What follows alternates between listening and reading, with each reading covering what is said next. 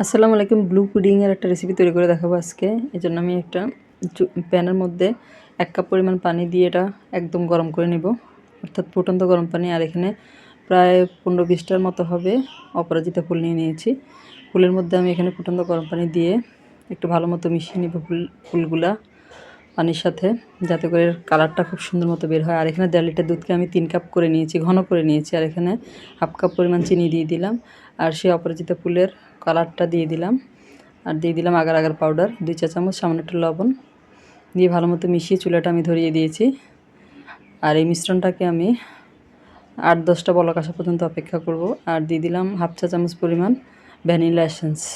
এই যে এরপরে এরকম একটা লাভ শেপের মোল্ডের মধ্যে আগে থেকে ঘি ব্রাশ করে নিয়েছি। এরপরে ওটা ঢেলে দিয়ে আমি এটা 6 ঘন্টা ফ্রিজে রেখেছিলাম। এরপরে দেখালাম আপনাদেরকে মোল্ড আউট করে। খুব সুন্দর এবং খুব মজাদার হয়েছে। দেখতে যেমন সুন্দর তেমনি খেতেও কিন্তু অসম্ভব মজা হয়েছে এই ব্লু পুডিং। আপনারা বাসায় এভাবে তৈরি করে দেখবেন। আজ এই পর্যন্ত। আল্লাহ হাফেজ।